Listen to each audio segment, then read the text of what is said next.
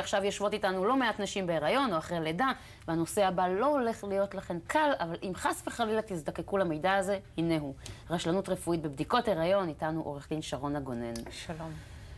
תראי, הבעיה שאנחנו בעצם מדברות על משהו לא קל. נכון. אבל השאלה כמה הוא נפוץ בכלל. מרבית התיקים שאני מנהלת בתחומים של רשלנות רפואית מתרכזים דווקא בתחום הגינקולוגיה והמיילדות, זאת אומרת, בעיות שיבחנו אותם במהלך ההיריון, במעקב אחרי ההיריון, וגם בזמן הלידה, ולמעשה עוד כשיש הפריה, כבר אז יש מקרה שאני נתקלתי בו, שכבר אז הייתה רשלנות רפואית שגרמה אחר כך לנזקים. העניין שלא כל ילד שנולד פגוע זה בגלל בעיה במעקב ההיריון. אז מתי זה כן רשלנות רפואית, מתי זה לא? פשוט, כבר מהסיפור של ההורים אפשר להבין אם הייתה רשלנות או לא, ומעיון בתיעוד הרפואי בשלב מאוחר יותר. למשל, בדיקות אולטרסאונד, כשמראות פער בין הגיל הכרונולוגי של העובר לבין הגיל כפי שהוא מתבטא בבדיקת האולטרסאונד, כשיש פער והפער הולך וגדל, ככל הנראה יש בעיה בהתפתחות של המוח, והיו צריכים להגיד ליולדת, תשמעי, אנחנו ממליצים לך להפיל, יכול להיות, יש פה סיכון מסוים שיוולד לך תינוק עם פיגור. ואם המליצו לה להפיל, אבל לא רשמו את זה בשום מקום, רק המליצו לה בעל פה, לא רשמו, נולד תינוק פגוע, פתאום היא אומרת, אף אחד לא אמר לי. על מי חובת ההוכחה? במקרה הזה בהחלט על הרופא, ובתי המשפט פסקו לא אחת בעניין הזה, שברגע שתיעוד רפואי הוא חסר, באשר לאותן עובדות שהן חסרות, אותו רופא צריך להוכיח שהעובדות שהתובעים מתארים אותן הן לא נכונות או אחרות ממה שהם תיארו, ולכן חובת ההוכחה היא עליו. במקרה הספציפי הזה של אותו תיעוד חסר. בכלל, רופא צריך לידע את היולדת או את אותה אישה הרה לגבי הבדיקות שהיא עשתה, לגבי התוצאות של הבדיקות, מה המשמעות, האם יש בדיקות נוספות פרטיות שעליה לעשות, ואם יש משהו מדאיג, הוא חייב לידע אותה ולהטריע. פרופסור סיוון, חובת ההוכחה על הרופאים, מה זה אומר שהתחלתם לתעד כל דבר הרבה יותר מפעם? כן, אני חושב שאחד אולי דווקא החלקים הטובים.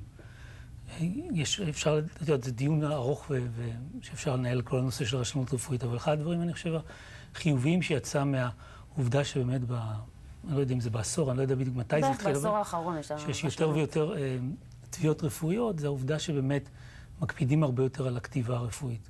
על התיעוד. כן. אוקיי.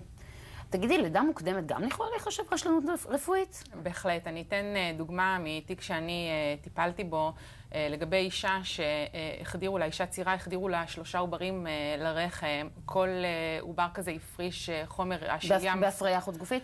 כן, ומה שקרה זה נגרמה תסמונת גירוי יתר שחלתי, שהגבירה למעשה את האפשרות, העלתה את הסיכון להתקצרות של צוואר הרחם, הייתה התקצרות דינמית של צוואר הרחם. זה לפני החדרת העוברים, זה כבר בשלב של השריית הביוץ, אני משערת. לא, ברגע שהכניסו את 3 העוברים לרחם, והם התחילו להתפתח, נוצר גירוי יתר שחלתי שהכניס אותה לסיכון לא נורמלי, השפזו אותה, וגם במקרים אחרים של התקצרות דינמית של צוואר הרחם, שהיה צריך לתפור את צוואר הרחם ולמנוע את אותה לידה מוקדמת, שלמעשה במקרה הספציפי של אותה אישה או במקרים אחרים, יכול להיווצר מצב של לידה של פגים, כשעדיין לא התפתחו, והסיכוי שלהם לשרוד הם מאוד מאוד קלושים, או לחילופין להיוולד פגועים לכל החיים עם מום. אין לזה סוף. אין לזה סוף. זה לא מפחיד, גם כעורך דין וגם אתה כרופא. זה פשוט יוצר מין רפואה שמתגוננת, שכל הזמן מנסה, אל תתבעו אותי. עשיתי את זה ועשיתי את זה ועשיתי את זה, לא?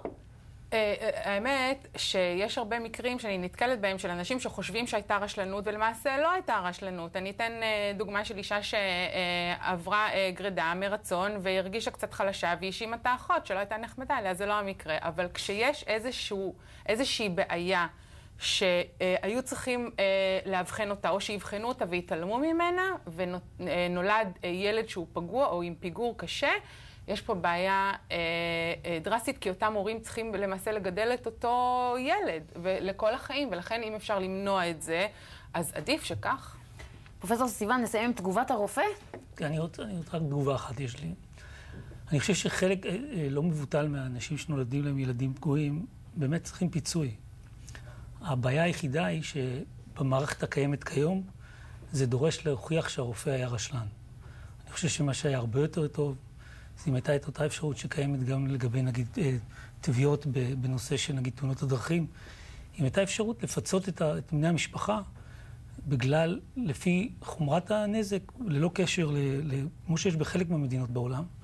ולכן זה לא מונע כמובן לחפש רשלנות רפואית, אבל אני חושב שזה היה מקטין במידה רבה את התביעות הרפואיות מצד אחד.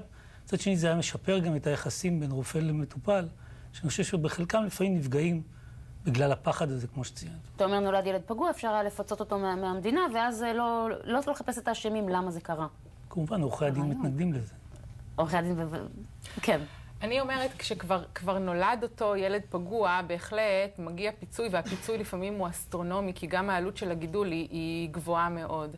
אבל אם אפשר למשל למנוע את המצב הזה, ולמנוע את הלידה הזאת מלכתחילה, אז עדיף, אם אפשר, למנוע אותה. אני מגיעה בשלב של הבדיעבד, כאשר כבר, כן. שכבר לשנות את המציאות אי אפשר. בדיוק. תודה רבה, פרופסור סיוון. שוב, תודה עורך דין שרונה גונן.